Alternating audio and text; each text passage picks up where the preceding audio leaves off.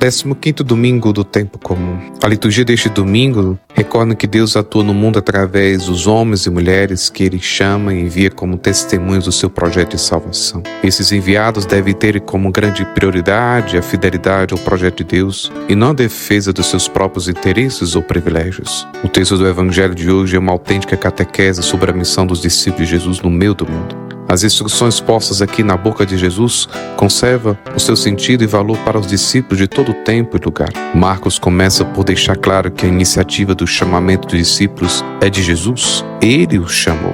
Não há qualquer explicação sobre os critérios que levaram essa escolha. Falar de vocação, de eleição, é falar de um mistério inconsondável que depende de Deus e que o homem nem sempre consegue compreender e explicar. Deus toma a iniciativa. Depois Marcos aponta o número dos discípulos que são enviados, 12. Mas por que exatamente 12? Trata-se de um número simbólico que lembra as 12 tribos que formavam o antigo povo de Deus. Esses 12 discípulos representam simbolicamente a totalidade do povo de Deus, do novo povo de Deus. É a totalidade do povo de Deus que é enviada em missão.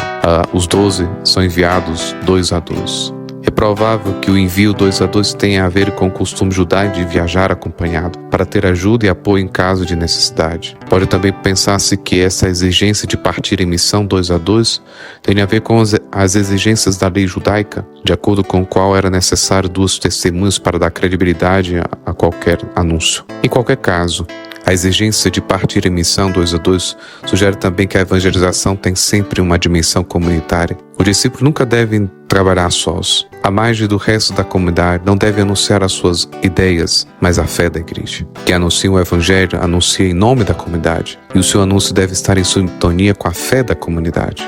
Em seguida, Marcos define a missão que Jesus lhe confiou. Deu-lhes poder sobre os espíritos impuros. Os espíritos impuros representam aqui tudo aquilo que escraviza o homem e que o impede de chegar à vida em plenitude. A missão dos discípulos é, pois, lutar contra tudo aquilo, seja de caráter físico, seja de caráter espiritual, que destrói a vida e a felicidade do homem. Podemos dizer que a missão dos discípulos é lutar contra o pecado. É da ação libertadora dos discípulos, que atua por mandado de Jesus, que nasce um mundo novo, de homens livres, o mundo do reino.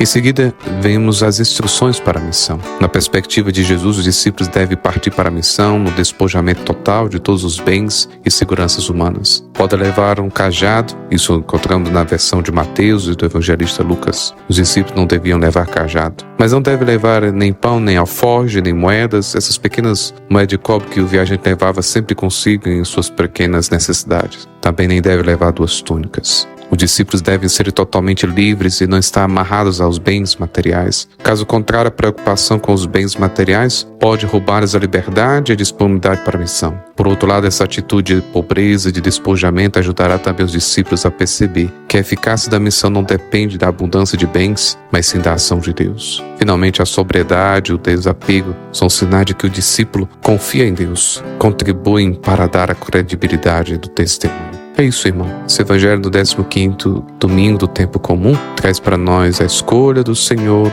as instruções que o Senhor vai dando aos apóstolos, aos discípulos, e o envio à missão. Confiar no Senhor. Nós temos uma responsabilidade de viver o evangelho na nossa casa, no nosso dia a dia, na nossa vida concreta. Que o Senhor nos ajude a acolher a sua palavra, mas também nos colocarmos instrumento dessa palavra no meio deste mundo. Um bom dia.